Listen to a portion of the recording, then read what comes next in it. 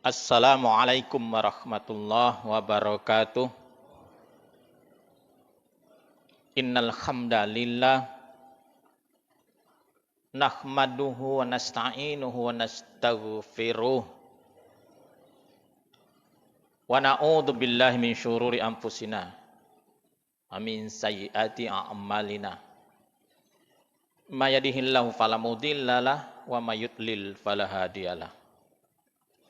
Asyhadu an la ilaha illallah wahdahu la syarikalah wa asyhadu anna Muhammadan abduhu wa rasuluhu la nabiyya ba'da. Allahumma salli wa sallim wa barik ala Muhammad wa ala alihi wa sahbihi ajma'in. Qala Allah Ta'ala fil Qur'anil Karim, a'udzu billahi minasy syaithanir rajim. Bismillahirrahmanirrahim. Wadhkurullaha katsira la'allakum tuflihun. Al-Qur'an surah Al-Jumu'ah 110. Al-Jumu'ah 10. Amma ba'du. Bapak Ibu jamaah subuh rahimakumullah. Senantiasa kita memuji dan bersyukur kepada Allah Subhanahu wa taala.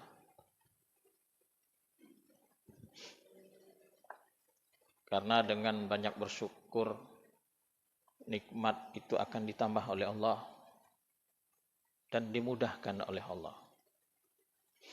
Mudah-mudahan kita pada pagi hari ini senantiasa diberkahi, dirahmati oleh Allah.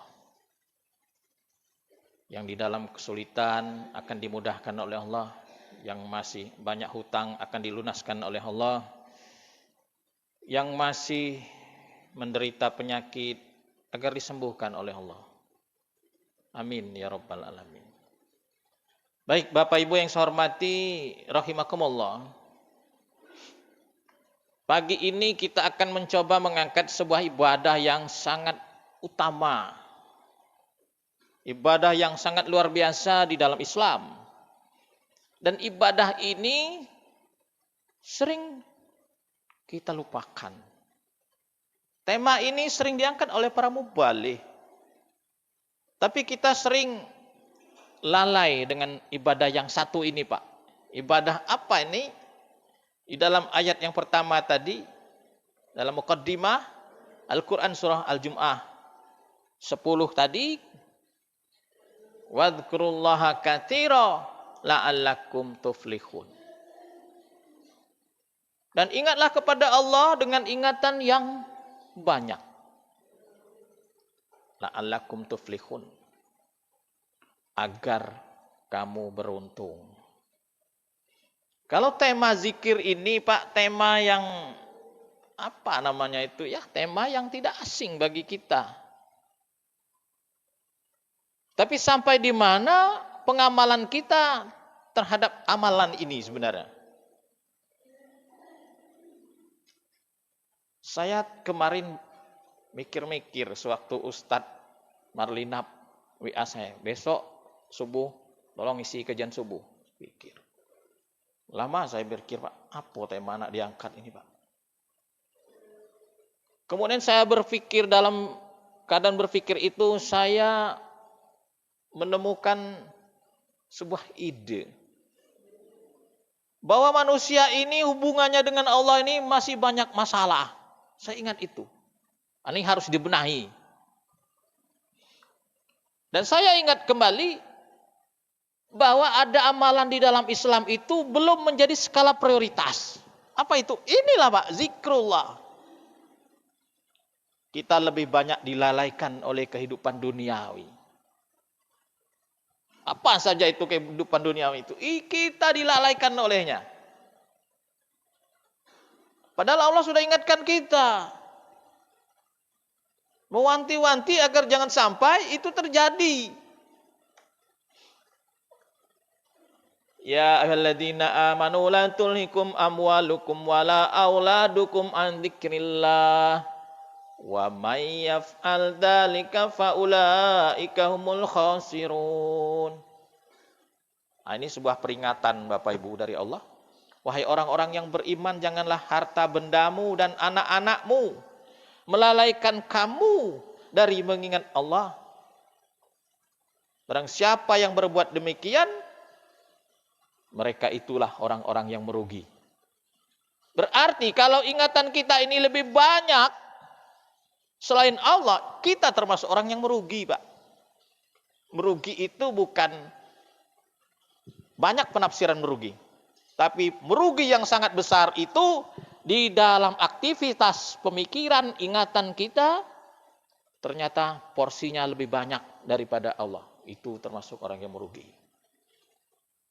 Dari pagi sampai malam, aktivitas kita selain ibadah. Banyak itu, Pak. Dari pagi sampai malam, ingatan kita sedikit kepada Allah. Na'udzubillah. Jadi masalah zikir ini cukup banyak Bapak Ibu. Apa masalah zikir itu? Mengingat Allah itu. Yang pertama, zikir kita itu belum tersambung kepada Allah. Ini menjadi masalah utama. Sering orang berkata, Ustadz bagaimana sholat khusyuk Ustadz? Kalau masalah ingatan kepada Allah belum dituntaskan, sholatnya itu susah untuk khusyuk Pak. Itu masalah utama yang sangat besar di dalam orang-orang yang menapak jalan spiritual. Masalah utama. Yang kedua,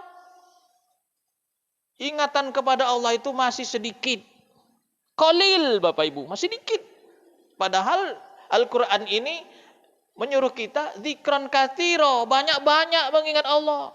Nah, ini bahasan kita beberapa menit ke depan. Banyaknya itu berapa, Pak? Yang ketiga Bapak Ibu, kita ini sering dilalaikan oleh segala sesuatu selain Allah. Itu jadi masalah utama juga. Masalah penghidupan, masalah mencari nafkah. Memang di situ ada ibadah, tapi semestinya di dalam aktivitas, apapun itu bentuknya, tetap sambil mengingat Allah. Tapi kita enggak, Pak. Konsentrasi kita sudah hilang kepada Allah. 3, Pak ya. Yang keempat, di dalam hal mengingat Allah, kita belum memprioritaskan. Belum skala prioritas yang utama. Ini jadi masalah buat kita sebenarnya. Itulah mengapa hati kita ini sering galau Bapak Ibu. Pikiran sempit, susah, wajar Bapak Ibu. Karena kita lebih banyak mengingat hal-hal selain Allah. Wa man a'rada an dzikri fa inna lahu ma'isyatan dhanka. Barang siapa yang lupa, jarang ingat, berpaling dari mengingatku, man a'rada an dzikri fa inna lahu ma'isyatan dhanka, baginya kehidupan yang sempit. Apa itu? Dia merasakan kesempitan di dalam pemikiran jiwanya, di dalam hidupnya. Apalah ini? Rasa yang kurang, gelisah. Gelisah yang tidak menentu Bapak Ibu. Gelisah yang tidak ada sebab. Tidak tahu penyebabnya apa. Itulah karena tidak mengingat Allah. Kita ini terkadang mencari sesuatu yang mungkin yang bisa membahagiakan kita. Sering seperti itu, Pak. Amalan apa lah? Amalan apa? Ternyata ini yang kita tinggalkan. Mengingat Allah. Sehingga ada di dalam Al-Quran itu waladzikrullahi akbar. Surat apa itu Pak? Saya lupa. Mengingat Allah itu hal yang paling besar sebenarnya. Belum kita urutkan yang nomor 1. Ini dibaca setiap Jumat. Waladzikrullahi akbar. Bahkan esensi sebuah ibadah. Ibadah apa saja? Itu muaranya akan kepada Allah. Mengingat Allah. Salat. Aqimis sholat li dzikri. Salatlah kamu untuk mengingat aku. Itu esensi salat. Kalau sholat kita itu ngawang-ngawang, pikiran kemana-mana, melantur, ruh sholat itu tidak ada. Sebenarnya amal zikir ini, Bapak Ibu, adalah amalan yang sangat mudah sebenarnya. Fleksibel. Di mana saja bisa berzikir, sambil duduk, sambil nonton TV, sambil ngopi, sambil mendengarkan kajian.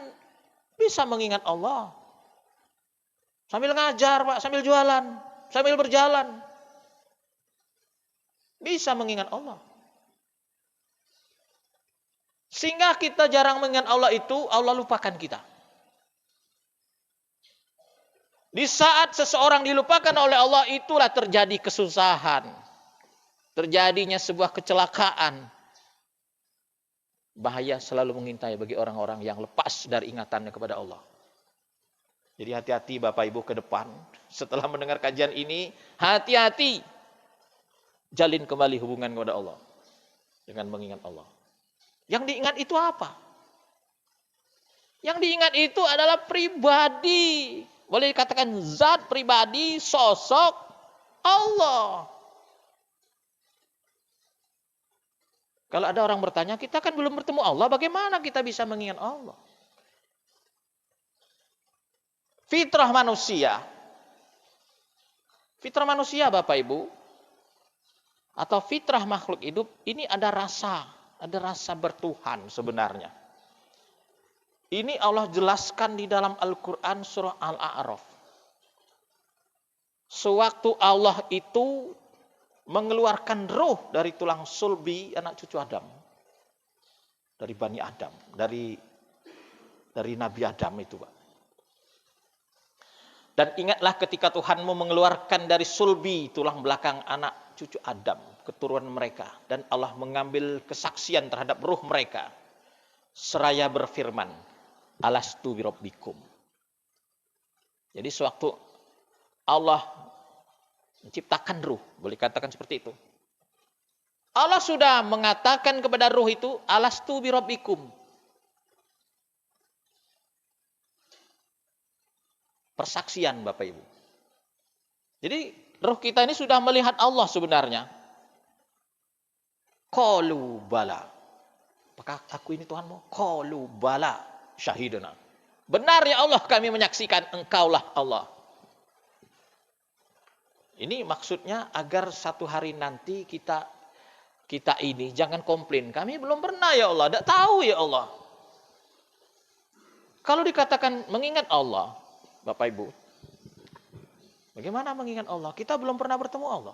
Tapi sebuah insting naluri makhluk, dia merasakan keberadaan Tuhan sebenarnya. Merasakan Bapak Ibu. Namun kita tidak bisa membayangkan bagaimana bentuknya, di mana tempatnya, tidak bisa itu. Inilah salah satu kehebatan Allah Bapak Ibu. Makhluk ini tidak tahu keberadaan Allah itu di mana. Tidak tahu, Pak. Kehebatan makhluk. Karena makhluk ini ciptaannya yang penuh dengan kekurangan, ilmunya sedikit. Jadi Allah itu maha luar biasa Bapak Ibu, maha hebat Bapak Ibu. Tidak ada satu makhluk pun bisa mendeteksi di mana itu Allah. Tapi Allah sudah berikan sebuah insting naluri yang luar biasa. Dia bisa merasakan kehadiran Allah. Bisa merasakan kehadiran Allah. Kan hebat itu insting manusia nih Pak. Kolbu manusia itu hebat Bapak Ibu. Jadi di dalam zikir ini Bapak Ibu, kita akan membenahi kembali hubungan kita kepada Allah. Karena hubungan manusia dengan Allah ini Bapak Ibu bermacam-macam. Ada manusia itu hubungannya itu jauh, renggang dengan Allah. Ada yang kurang baik. Ada yang buruk hubungannya dengan Allah. Orang yang buruk hubungannya dengan Allah, indikasinya dia sedikit mengingat Allah atau tidak sama sekali mengingat Allah. Itu orang yang jauh dari Allah. Dan orang-orang yang mempunyai niat, pemahaman, mempunyai tujuan bahwa hidupnya adalah menuju Allah, mencari Allah dalam perjalanan spiritual. Ini hal yang paling utama Bapak Ibu. Prioritas yang harus dinomorsatukan. Bapak Ibu jamaah subuh rahimakumullah. Silakan Bapak Ibu sambil kita ngopi subuh.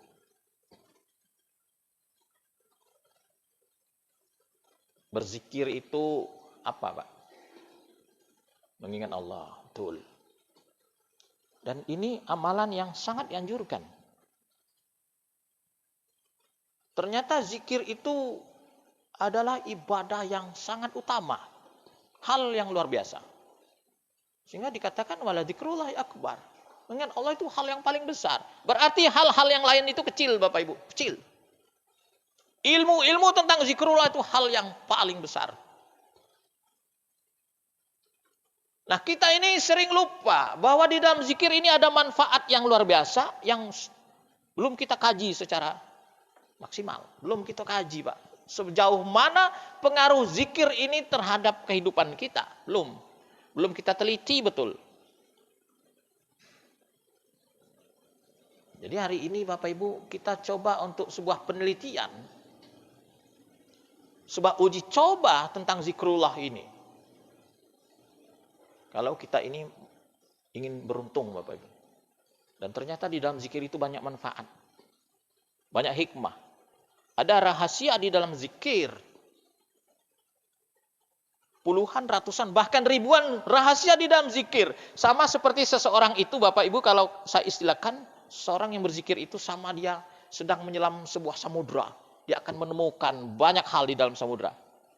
Di saat seorang hamba berzikir kepada Allah. Dia akan menemukan hal-hal yang tidak pernah dia ketahui sebelumnya. Coba saja Bapak Ibu kalau kita dawamkan itu zikir. Insya Allah.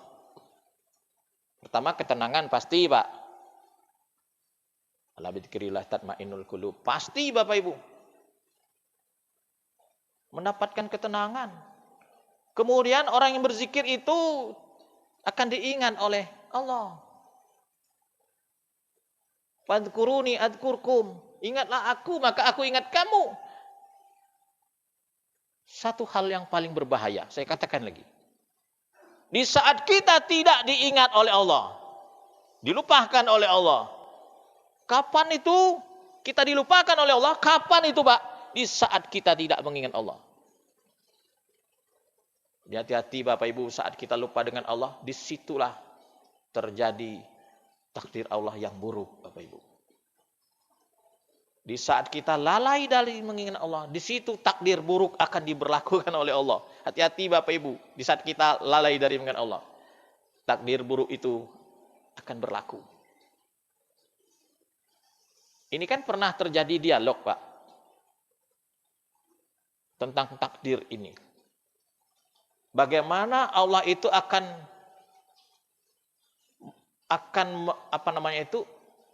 menetapkan suatu takdirnya kepada seseorang, sedangkan dia senantiasa mengingat Allah.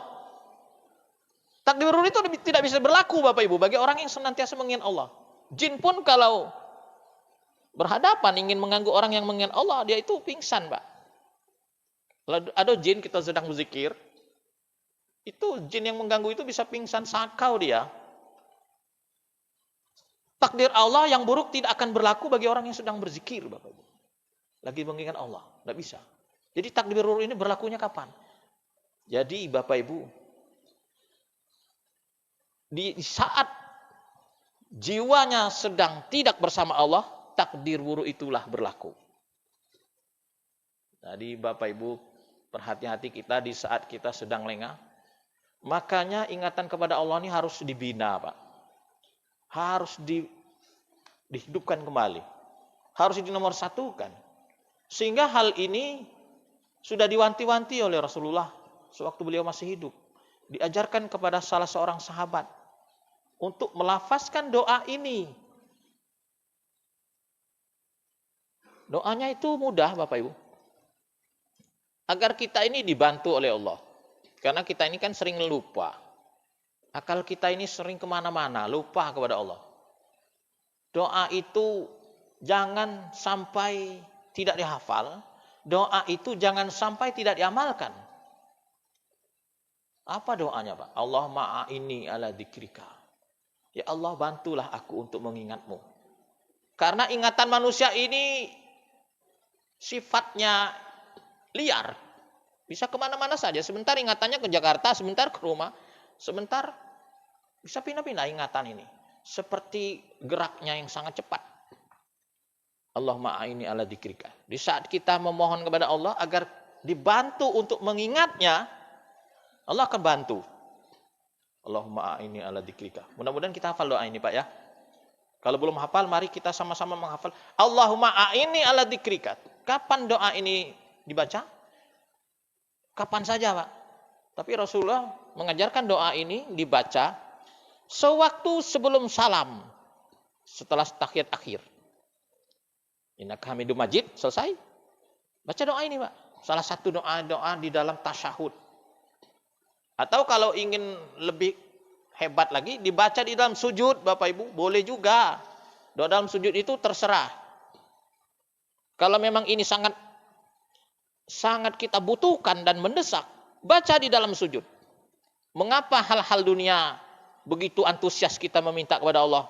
Minta nian dengan nak sukses anak segala macam di dalam sujud. Mengapa untuk ingatan kepada Allah ini tidak kita utamakan? Tidak kita mintakan di dalam saat kita paling dekat kepada Allah. Allahumma a'inni ala dzikrika wa syukrika wa husni ibadati.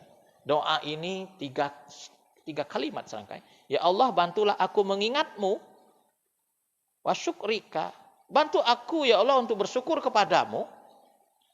Wa husni ibadatik, bantu aku memperbaiki ibadahku kepadamu. Jadi tiga ini berkaitan, Bapak Ibu. Ingatan kepada Allah, rasa syukur kepadanya, dan beribadah kepadanya. Tiga serangkai, Pak. Di saat kita ibadah harus ingat Allah. Di saat kita bersyukur, di situ karunia Allah akan turun. Bapak Ibu jamaah subuh rahimakumullah. Jadi permasalahan zikir yang pertama, kita belum tersambung kepada Allah. Mungkin ini perlu latihan. Jawabannya, Pak. Solusinya sering-sering mengingat Allah. Mungkin selama ini kita sudah menyebut nama Allah, subhanallah, tapi tidak tersambung. Bagaimana agar bisa tersambung? Maknai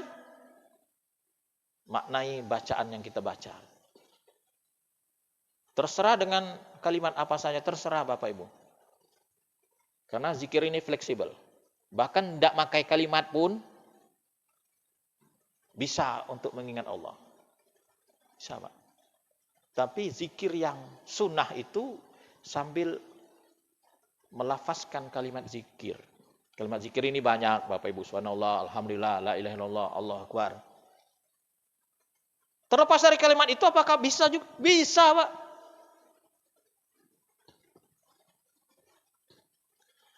Jadi mengapa ada satu kisah, Bapak Ibu? Mengapa Allah itu menamakan Allah?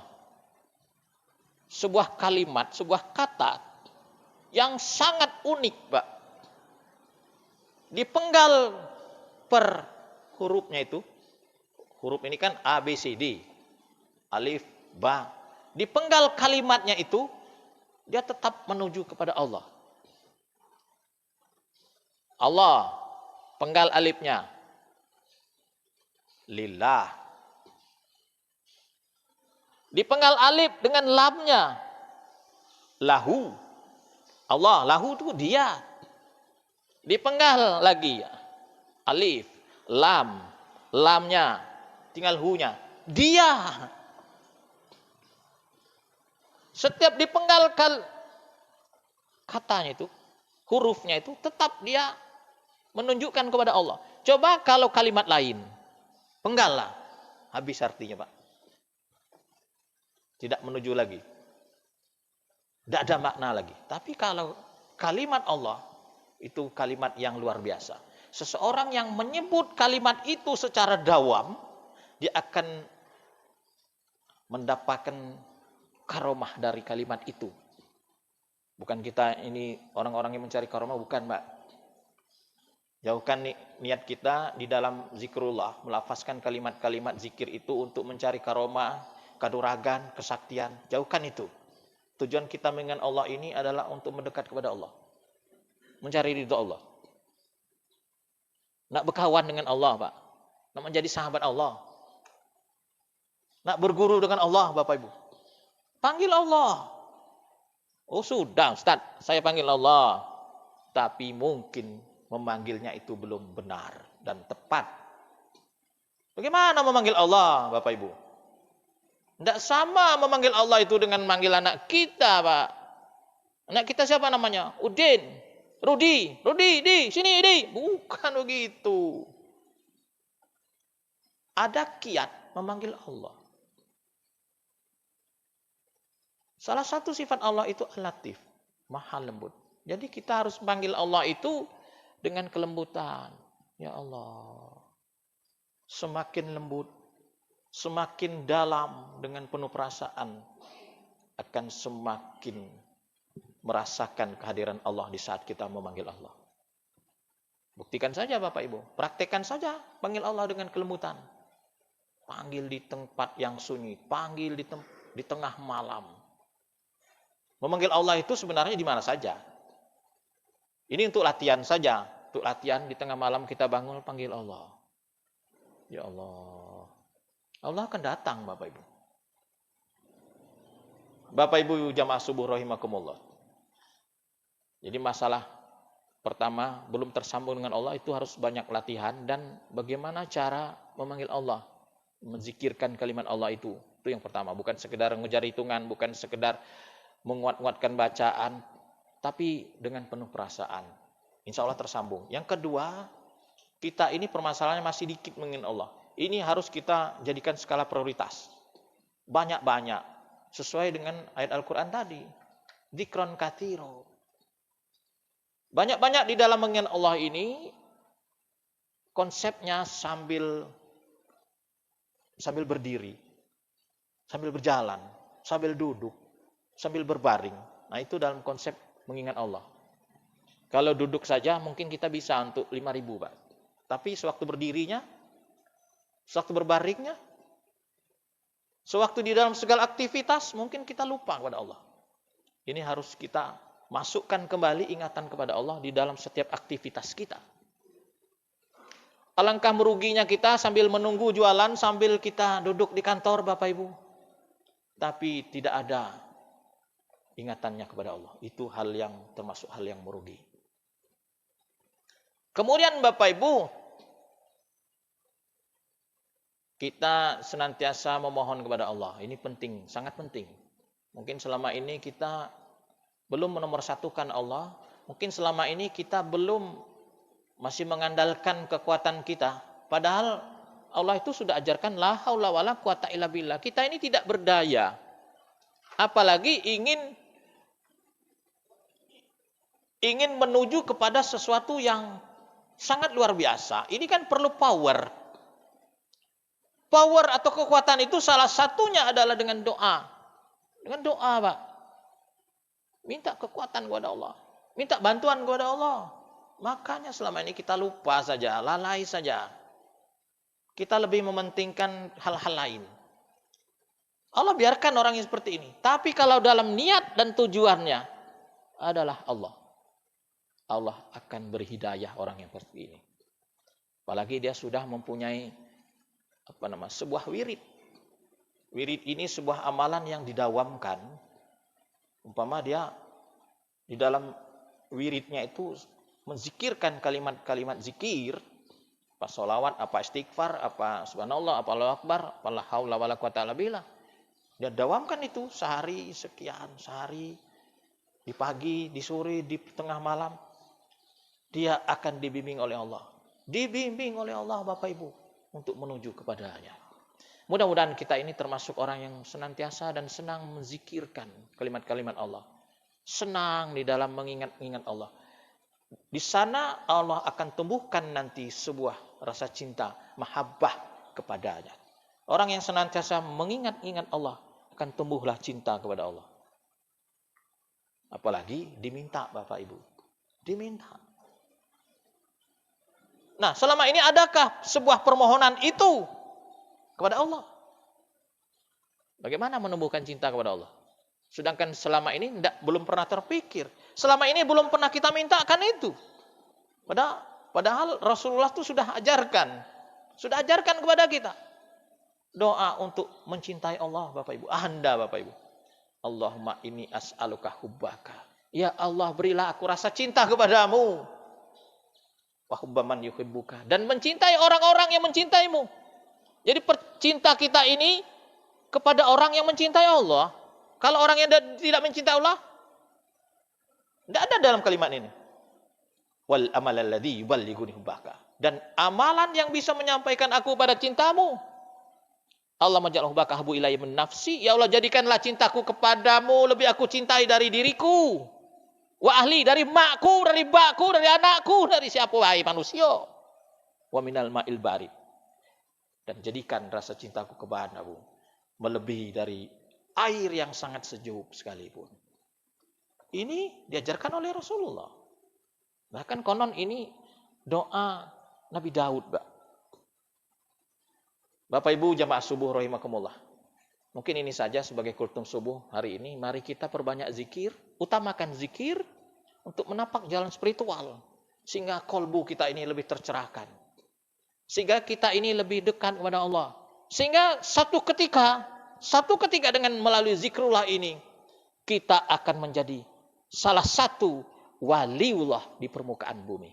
Ini saja, terima kasih. Wassalamualaikum warahmatullahi wabarakatuh.